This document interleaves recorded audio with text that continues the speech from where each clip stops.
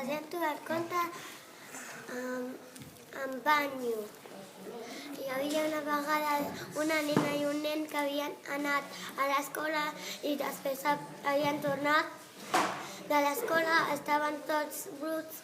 La mare li va dir que nens, vinga a banyar-se, i es van banyar després.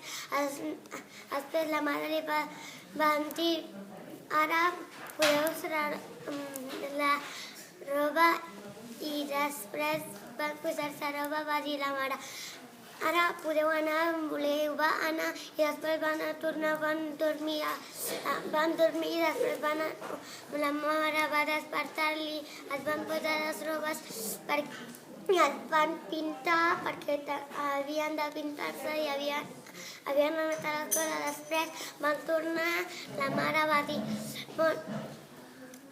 bon dia, nens, com us ha anat?